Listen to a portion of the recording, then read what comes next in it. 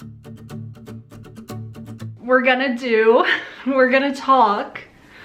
gonna talk to you about the books that I read in January. So I read 7 books. 6 of them were like physical books and one of them was an audio book. So yes, we're gonna talk about those. The first book, A History of Wild Places by Shea Ernshaw. I started this book in like December and finished it in the first week of January. And guys, it was so good. The beginning of the book, I wasn't obsessed with. I don't think I really got into this book until about like halfway through. But when I got into it, I got into it. I could not put it down. It was so good. So it's kind of hard to explain. This girl has been missing and her family hires him to find out where she is because he has this special power where he can like touch an object and know the history of that object. And I really hated the first 50 pages because I was not jiving with, what's his name? Travis. I was over him. I didn't like him. I don't know. And at the beginning of the book, she was very like flowery with her language, a lot of metaphors, like too many where it was distracting to read. But we got about halfway through, or a little bit less than halfway through, and it picked up speed and was so good. And I could not have guessed the twists in this book if you paid me. I will write on the pages when I have like a theory to see if I'm ever correct. And none of my theories were correct. Very, very far off. So good. I think I rated this 4.5 stars just because the beginning I wasn't obsessed with. It didn't hook me right away. But as we neared the end, it was perfect. And I think it might be possibly my favorite book from January. So that's A History of Wild Places. Highly recommend. Mwah, so good. The next book I read, I don't actually have with me because my mom is reading it now because I'm trying to get her to read books. So I'll just like put a picture. The Wife Upstairs, who I can't remember who wrote it, but it'll be up there, you'll see. The Wife Upstairs, which is a thriller retelling of Jane Eyre, I guess, like an adaptation of Jane Eyre.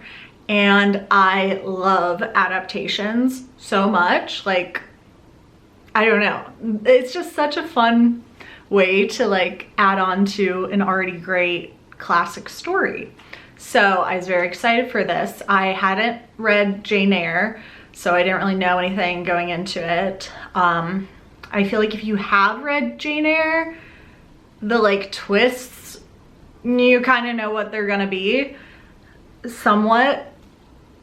Yeah, but I think it's still, it was a really enjoyable read. So it's about this girl who is a dog walker and then her fate changes and this rich man in the neighborhood is like, I want to marry you. I want to date you. And so she kind of has this relationship with him, but it's weird and he's all love bombing and strange, and she starts to be like, things aren't all rosy here, and it just spirals from there. But it was so good, I couldn't put it down. I read it in like 2 days and it was just amazing. Yeah, I think I rated it 5 stars, I think. Yeah, because there were no flaws to it. I couldn't put it down. I feel like it's much easier for me to rate thrillers 5 stars than it is other books. Because like I liked the book that I just read, A History of Wild Places. I liked that, I think, better than The Wife Upstairs, but I don't know. I feel like there are more flaws in the writing for A History of Wild Places at the beginning. I don't know, I'm really bad at rating books, but really great. Over 4 stars, The Wife Upstairs, so good. I guess we'll talk about the audiobook that I listened to while we're having pictures up. I listened to A Season for Second Chances. I think that's what it's called. Let me look. I have a reading journal where I draw like pictures of the cover of books that I read, and then I keep track of things. So like this is for The Wife Upstairs. A Season for Second Chances. So this was like a romance, I would say like women's fiction. I hate that term. I thought it was gonna be like a straight romance. It's by Jenny Bayliss, who wrote The 12 Dates of Christmas, which I read in December and I really liked. This one wasn't as much of a romance. There were romantic plot lines in it, but I feel like the overall goal was not for her to like find love. But the romantic plot line gave me very much Emma and Mr. Knightley vibes, like a little bit of like enemies to lovers a little bit. And I love that. The end of the book got a bit weird. I feel like just that the ending scene was strange and like didn't really add anything to it. But overall, it was a cute little story. It, I didn't even explain what it's about. So a woman who's like in her 40s finally divorces her cheating, awful husband, and she moves to this like remote location on the coast that an old lady is like renting out. Like she's like, I need a house sitter because I'm gonna go on vacation during the winter because it's too cold here.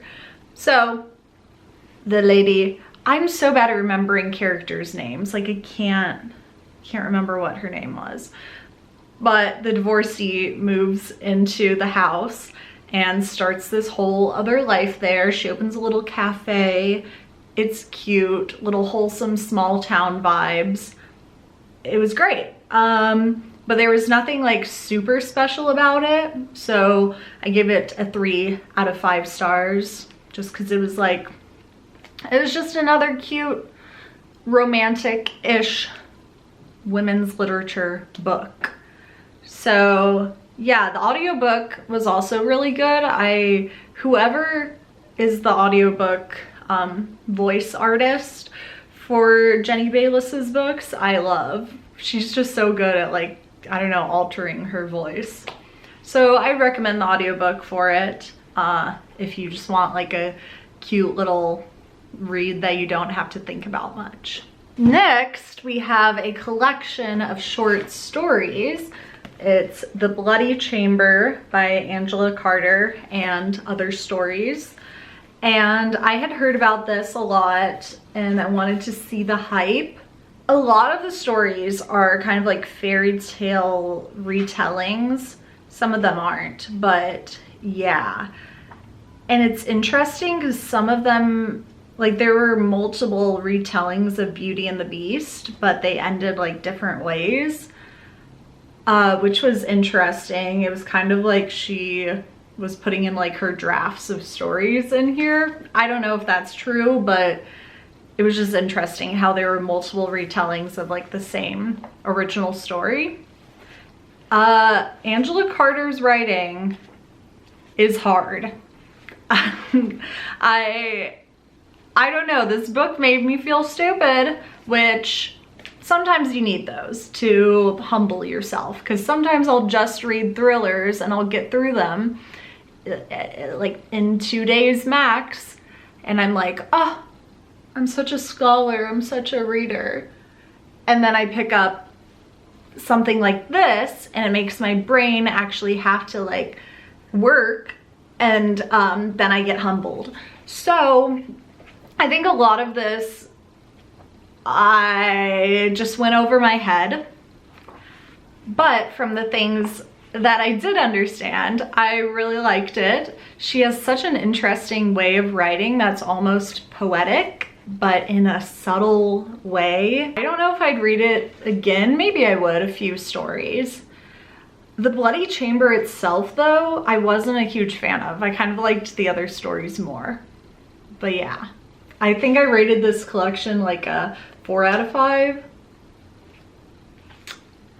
It was pretty good. I'd recommend, but it will make you think. So after I read The Wife Upstairs, I obviously wanted to read Jane Eyre, and this had been on my list for like books that I wanted to read this year. So I was like, it's the perfect time. So Jane Eyre by Charlotte Bronte. This was so good. I don't know, it might be my new favorite classic. The thing I liked the most about it was how it was so easy to read. Like, I'm not even kidding, it felt like it was written like a few years ago. It's insane. It was so easy to read. I didn't like have to look up words or like really use that much brain power. It was great, but it was written in like the 1800s or something. Insane. But it's basically about Jane Eyre and following her life through like school age all the way till she's like in her 20s and like doing adult things. And she basically goes to work as a governess for a man, Mr. Rochester, and they fall in love, but they can't be together. And it's one of those stories, and I was like blushing reading some of these scenes. Like it's just like, it was very like Grumpy Sunshine trope where Jane was like very like innocent at first. She has like a huge character arc, which also was amazing, and Mr. Rochester is very like grumpy, serious, uptight man. But their love story is just like iconic. I don't know. They're my favorite book couple. I love them so much. Yeah, I can't express how good this was. And I feel like this is gonna be like a comfort read that I'm gonna read again and again. And Jane's character arc was so beautiful to watch. She starts off as like kind of a Cinderella story of like she's in this other family's home as an adopted child because her parents are dead, and so she like goes to live with her aunt, and she's just like made fun of and just put through it at this place. And then she gets out of there and goes to a boarding school and just progresses from there, and she becomes so independent and so strong and so good, and I love her so very much. She's everything anyone should want to be. She has no flaws. She's perfect. This is the perfect woman. Also, Mr. Rochester kind of like love bombs her at first, and is just like obsessed with her to a toxic degree, and she recognizes that and she like calls him out on it. I was just reading a paragraph that I had highlighted where she's basically saying like, in a year, will you still be as nice to me when like we're married and settled down and like the novelty has worn off? Queen, I don't know. It was just, it was so good and made me so happy. and it's way ahead of its time. There's a lot of like feminist talk, I feel like, in here. And yeah, I'm excited to read more of the Bronte sisters' work. Sorry, I was like looking for quotes, but I'm not flipping to the right pages because I can't find any. The line is so good it made me want to throw up. So let's see.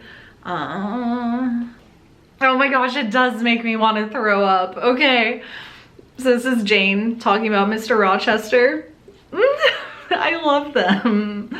So she says, I have something in my brain and heart, in my blood and nerves that assimilates me mentally to him. And I think that's the thing. They're like, they should not be a match, but they just get each other mentally and are on the same intellectual level, and like, I don't know, their love story is so cute. I feel like that's an unpopular opinion because it's also like very toxic, but then it gets very cute, and I just really liked this. A huge fan. And it might be my favorite classic from this year. I feel like I can't compare classics to contemporary books. I feel like they just go into separate parts of my brain. So far this is my favorite classic of this year. It's the only classic that I've read, but it's very good. So now we are on to the thrillers. I read 2 thrillers. I love just spacing up the like harder books, like classics or even like a historical fiction or literary fiction. I love like mixing those up with thrillers because it's nice to, after reading Jane Eyre, which is still easy, but still it's long. It's nice to just have like a quick thriller. So I picked up this, which is The Hunting Party by Lucy Foley. I had high hopes for this, and it didn't exactly live up to them. So it's about this group of friends from college. They go to like the remote lands of Scotland, and at the very beginning of the book they tell you that like somebody's dead, and then it just like unravels from there, from like the beginning of when they arrived till we get to figuring out who's dead and why. But the cast was so huge. Like there was like 9 main characters, and it was just so much to keep up with. I felt like they could have taken away like 2 characters, like either Nick and his boyfriend that I can't remember the name of, or Giles, I think was his name, and his wife. I thought either one of those couples could have gone and the story would have stayed the same and it would have been just as intriguing. But I don't know, I guess Lucy Foley is known for big casts of characters, so you know, it's her thing, it's fine, but it was a bit distracting. I'm also a bigger fan of books with like smaller casts of characters, because then you get to know them better. I just felt like I didn't have any emotional connection to any of the characters, so I was like, I don't care if you die. But I will say it picked up speed a little bit towards the end. There's a scene where they're playing Truth or Dare, so if you read it then you'll know what scene that is, and I feel like from there it really picked up speed and got a lot better. But I'm just tired of not liking books at the beginning and then liking them at the end. I feel like that's been a big trend this month, and I want it to stop. I want to like a book all the way through. 3 out of 5. Like, you don't have to run and go get it, but if it's sitting around, might as well read it. And now I have the last book that I read for January, and it's No Exit by Taylor Adams. I had heard so much praise about this book in 2021. I feel like everybody read it and everybody was obsessed with it, and so I had to hop on. And No Exit is a thriller that takes place at one location. It has a cast of like 5 characters. Yes, six characters that are stranded at this gas station during a blizzard, and stuff happens. The main girl finds this child kidnapped in the back of a van and is like, well, one of the people in here kidnapped this child. What am I gonna do about it? And they don't have cell service or anything. They can't get out of here because it's a blizzard. So it's all just trapped in this area. It was so interesting of a read, and it kept me on the edge of my seat. I finished it in like a day and a half, like so quickly, because I couldn't put it down. It was so good. And yeah, 5 out of 5 stars, honestly. So great of a thriller. Honestly, might be the best thriller I've ever read. So those are the books that I read this month. I feel like it was a good reading month. I got a few 5 or 4 stars out of there. It was just a weird reading month. I feel like I had a lot of variety, which is fun, and a lot of thrillers. So yeah, thank you for watching, and yeah, leave a comment below about any books that you read in January. And if you have any book recommendations for thrillers that are set in one place, like No Exit, then let me know. Okay, thank you. Bye.